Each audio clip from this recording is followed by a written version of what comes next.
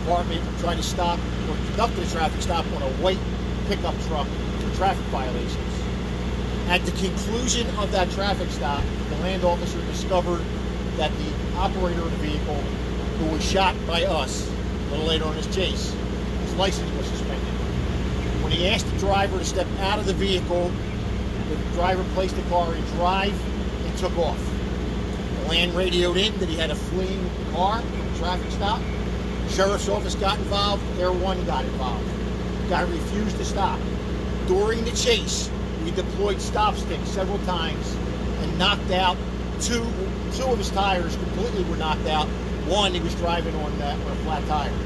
We continued to chase him down where he started to return to his home, which is here behind us. As his car pulls into the driveway, two narcotics deputies, two uniformed deputies pull in next to him. At that point in time, he points out of the window what appears to be an AK-47 type firearms. All four deputies open fire. He gets out of the car rolls down the driveway. Eventually, he collapses from his wounds. On May 1st, the Daytona Beach Police Department conducts a car stop on this guy and gets him with a .40 caliber handgun and a rifle. He's arrested for that incident in Daytona on May 1st. On April the 27th, we have a woman who shot once in the chest in Orange City. We are working with Orange City on that case. That woman was shot with a .40 caliber. The description of the shooter and the partial tag that was provided matched the suspect in this case. So I will tell you, just looking at it, and again, everything we're giving is preliminary. We've looked at some body camera footage. We're still trying to piece this together. So I want to stress that this is very preliminary. That I will tell you, I think the luckiest person in Volusia County tonight is that the land motors officer that made that car stop. Was one of the things that he broadcast as the car's pulling away is he was fidgeting around in the door jamb when he asked him to step out of the car. And we know what was in that door jamb now. It was an AK-47 type weapon that was inside the car. There was also an airsoft BB type gun in the back seat. So all things considered, it's a lucky day for law enforcement. You have a guy that fled from us, fled from the land, was stop stick multiple times, knew we were behind him. For some reason was trying to get back to his house. And fortunately, all the deputies are going home tonight safely, and the land is going home. The land police department's going home safely as well. Sheriff, again, what were they originally trying to pull him over for? He was originally stopped for a traffic violation of the land, and he complies. He pulls over, hands over his license and registration to the land motor officer. The land motor officer goes back and does a check on the vehicle and his driver's license and discovers that his driver's license is suspended. So as the land officer gets to the window and says, listen, you need to step out of the car because you can't drive this, he notices some fidgeting in the doorway, puts the car in drive and takes off. The land officer radios that, hey, we have a signal 12, a fleeing vehicle for car stop, gives a description and a direction, tells us who the driver is and the tag number. As it crosses, through the land, deputies join the chase along with Air 1. Along the route, we deploy stop sticks several times, knock out both passenger side tires. He was completely on rims and flatten the rear. So you have a slow speed chase all the way to his development, where everybody figured that's where he was going because that's where the car was registered to, and you had a parade of police cars. He pulls into his driveway. One of our narcotics deputies, whose car is equipped with lights, pulls up to parallel him, and then two other cars pull up behind him. At that point in time, he raises and points out at the undercover deputy what appears to be an AK-47 type weapon.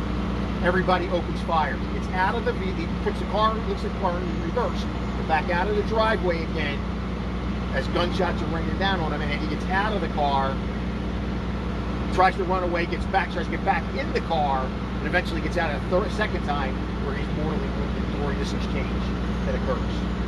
So we don't know that yet. So right now, all four deputies, which is standard operating procedure, are placed on administrative leave. Florida Department of Law Enforcement is conducting the investigation into the shooting. We haven't gotten into the car. We haven't gotten into the house. All the information I'm giving to you was clean from what we got from radio transmissions and from some of the body camera. There two body cameras out there, Air One camera, that we were able to piece this together. Again, it's really early, and the information I'm sharing with you is preliminary information. What time did it start? How many shots were fired? Probably over 20. His age, he's in his, I think he's like 36 years old. He resides at the address where he was shot. We have not made any next of kin notification to him. I can tell you he is a vet. He got a medical discharge in 2012 by the United States Navy. And he has, I think, 2 prior arrests. One is for a DUI, and I think the other one's for a misdemeanor. What time did this start? Started at 2:45 in DeLand, and it ended around 3:15, 3:20 here. You know, again, if you go back track this all the way back, if he obeys the commands of the DeLand police officer, we don't do this. But now as you start to piece this together, you got the May 1st car stop where he's not allowed to possess firearms. He's got 2 loaded firearms, one of which may be connected to the Orange City shooting. We don't know any of that yet. But there's a lot of unanswered questions here. You know, this guy was out for some reason to do whatever. And it's not like he didn't know we were chasing him. I mean, we're throwing stop sticks, you got a helicopter, you got a parade of police cars coming behind you, and you opt to levy a AK-47 type weapon to our deputies. I mean, nobody comes to work to shoot anybody. At the same token, my deputies have a responsibility to go home to their families at the end of the night, as did the land officer. Like I said, I think he's the luckiest guy in Volusia County tonight. 2 weapons, did you find any others in his vehicle? We haven't got into search. There's the one that he pointed to the deputies there. There's another one in the back seat. There's a couple gun bags. There's ammunition pouches in there. We haven't got in there. We're waiting for a search warrant to get in there. The weapons that Daytona Beach seized, they still have custody of that .40 caliber handgun from May 1st and the rifle that was taken. Can you talk about, if at all, at any point during this, were other people in the public in danger? The only danger the public was in the beginning when he fled, but he didn't flee at high rates of speed. It wasn't like he was traveling at 100 miles an hour. He was around the speed limit. There's times, even when his tires were knocked out, that he slowed as he came to an intersection. And I mean, it was a slow parade when he came in and pulled into his driveway. His house is pretty isolated. It's corner property. There's nothing across the street from him in like 3/4 direction. And, you know, again, thank God my deputies are going home safe. Thank God nothing happened to the land officer, and thank God that no citizen was hurt. And who knows, as we dig into this deeper, what the reasons for his actions were, because this is clearly out of the ordinary, strange, deadly behavior that we're looking at. Is there anyone else in the home? Right now we can't get in. We're trying to get a search warrant to get in. Our understanding is he lived with his dad. His dad passed away over a year ago. He lives by himself. All the neighborhood interviews said he lives by himself. Does he have any history of mental health or illness? We're still looking into that. And did he have any record of reporting that you mentioned? He's got a DUI and he's got another misdemeanor. So he's got only 2 arrests. He's got a medical discharge from the Navy in 2012.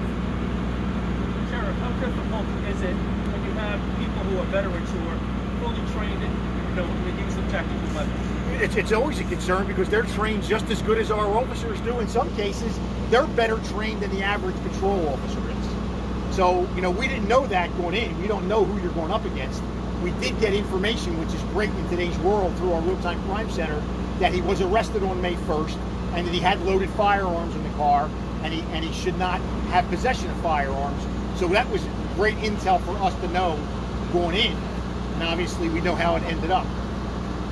When can we expect to see some of the body cams? Will that be released? We're going to let FDLE look at it first. I will tell you what's today, Wednesday. We'll definitely get it out there by Friday. Once FDLE gets a good look at it, we'll get it out there, maybe sooner than that. Did you say anything to your deputies when you pulled the driveway there? It was all signed. It was instantaneous.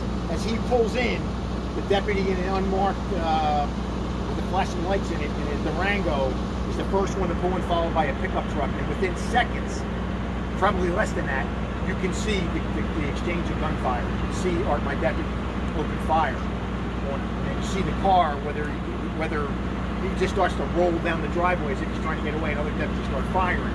Then he gets out of the car, unarmed, and then tries to get back. Trying to get back in the car, and then he eventually goes down and suffers one shot. Did he fire any shots? We don't know that yet. again, we have to get in the car and process the vehicle, look at the gun, and see what's going on with that. How long do you expect this area to be blocked out for? How many homes are back there? There's a couple dozen homes back there. It's a whole neighborhood. I would say probably next 2 or 3 hours we'll be back there. Again, the moral of the story, if you would have complied on the car stop with the land, we wouldn't be here. And why in God's green earth would you want to point a gun at the cops when you know what the outcome is? Again, the outcome could have been he wanted us to kill him. I can't answer that right now. But all I know is we're all going home safe tonight, thank God. And that the land that the officer is probably the luckiest guy in the world. Sheriff, did you get the suspect's full name yet? I didn't give it yet. We're still in the process of notifying his next of kin. All right? Thank you. Thank you.